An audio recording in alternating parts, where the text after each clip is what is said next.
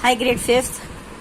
In previous class of English grammar, I had explained you reflexive pronouns, right? And we have also completed exercise C in the textbook, right? Today, I'm starting with relative pronoun. Do you know the meaning of relative pronoun? Relative pronoun are the descriptive part of the sentence. For example, if I want to tell you something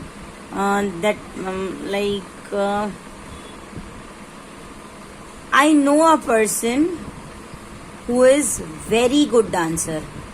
for example मैं बता रही हूँ मैं ऐसे इंसान को जानती हूँ जो बहुत ही बढ़िया डांसर है. मतलब कि मैंने यहाँ पे WHO हु यूज किया. वो हु मेरा क्वेश्चन वाला हु नहीं है. That is not my question, right. मैं ऐसे इंसान को जानती हूँ जो बहुत अच्छा डांस करता है. मतलब मैं उस इंसान का आपको डिस्क्रिप्शन दे रही हूँ कि मैं किसके बारे में बात करना चाहती हूँ, राइट. और एक एग्जाम्पल देती हूँ. जैसे for example I am telling you that I like a dress. I like all the dresses which are red in colour. मतलब मुझे ऐसे सारे ड्रेसेस पसंद है जिसका कलर रेड हो. मतलब मुझे रेड ड्रेसेस बहुत पसंद है, राइट. तो मैं डिस्क्रिप्शन दे रही हूँ ड्रेसेस के बारे में जिसके कलर रेड है. मुझे वो सारे कलर फेवरेट है. फॉर यहाँ पे जैसे मैंने हु यूज किया, विच यूज किया, this all are not questions. मैं यहाँ पे आपको क्वेश्चंस नहीं पूछ रही हूँ, बट मैं उस प्रोनाउंस को यूज करके मैं आपको उस चीज का डिस्क्रिप्शन दे रही हूँ या फिर उस इंसान का डिस्क्रिप्शन दे रही हूँ जिसके बारे में बात कर रहे हैं. सो रिलेटिव प्रोनाउन वो होते हैं जिसको हम किसी भी चीज के साथ रिलेट करते हैं, राइट. और एक एग्जाम्पल देती हूँ. जैसे you should always eat food which is healthy. आपको हमेशा ऐसा खाना चाहिए जो हेल्दी हो, राइट. तो यहाँ पे मैंने विच यूज किया. वो मैंने किसके बारे में बात की? मैंने फूड के बारे में बात की जो हेल्दी हो. आपको खाने की बात हो रही है. आपको ऐसा खाना खाना चाहिए जो हमेशा हेल्दी हो. सो यहाँ पे मैंने जो विच यूज किया, that is not my question to you which food you should eat.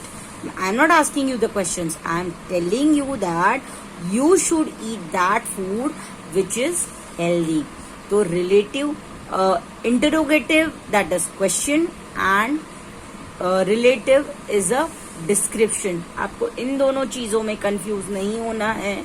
You should know the difference between relative and interrogative pronoun, right?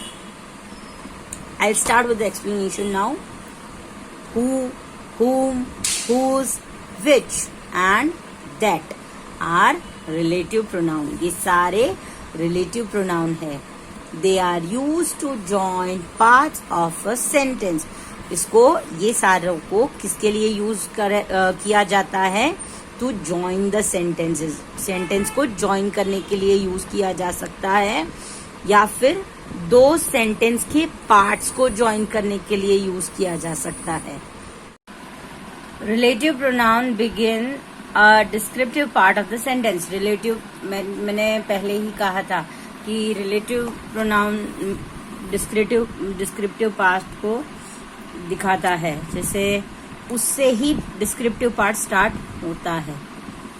The girl is wearing red dress. The girl is my sister.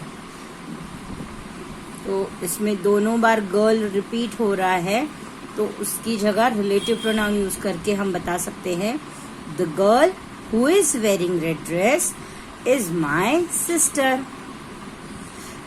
वो लड़की जिसने red dress पहनी है वो मेरी बहन है, right. Ravi met an old man on the river bank. The man is a wizard. मतलब रवि जिस ओल्ड मैन को रिवर बैंक मतलब नदी के किनारे मिला था वो विजार्ड था। विजार्ड क्या होता है आपको पता है ना? Which wizard? Yes, the old man whom Ravi meet on the river bank is a wizard. उस ओल्ड मैन को जिसको रवि मिला था रिवर बैंक पर, वो कौन था? Wizard. Keep in mind, what do you have to keep in mind? who, what, who, whom, whose are used to talk about people। ये सारे इंसानों के बारे में बात करने के लिए यूज होते हैं। That is used to talk about people, animal and things। That जो वर्ड है वो तीनों के लिए यूज होता है, जैसे पीपल के लिए भी यूज होता है, एनिमल्स के लिए भी यूज होता है, एंड थिंग्स चीजों के लिए भी यूज होता है। Which is used to talk about the animals and things only। Which ऐसी चीजें हैं, WHICH, which हम बोलते ना कौन सा, तो वो सिर्फ एनिमल्स एंड चीजों के लिए यूज होता है। So hope this is clear, right? With this, I'll start with exercise D. Fill in the blanks using appropriate relative pronoun. You have to use the relative pronoun and you have to complete this sentences. Number 1. Please return the book which I gave you.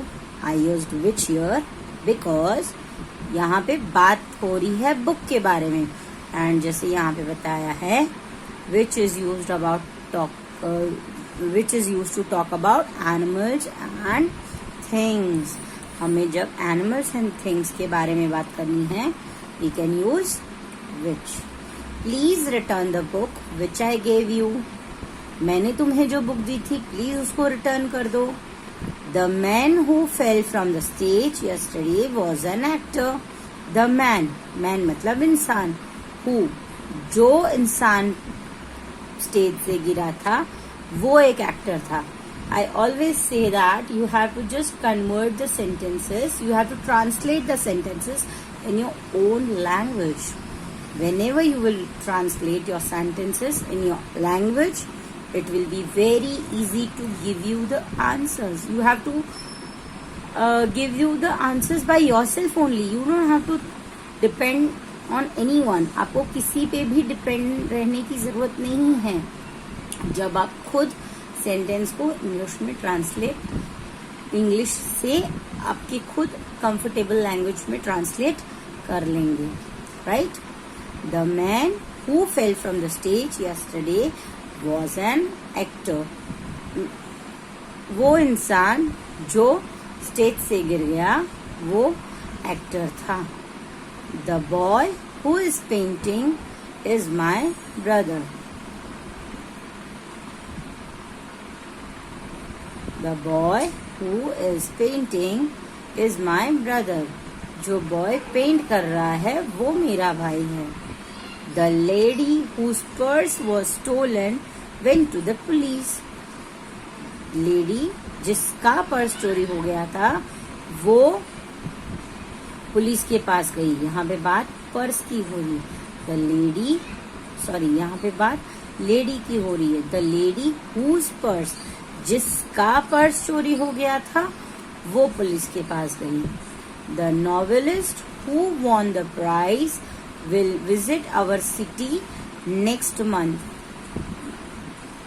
The novelist जिसको prize मिला वो next month हमारी city को visit करेगा। So hope this is clear to you all। With this, I'll end this class। Goodbye everyone। Goodbye for the day। Bye। And your today's homework is you will complete this exercise again in notebook। You have to write this exercise again in the notebook। So with this, I'll end this class। Goodbye everyone। Goodbye for the day। Bye।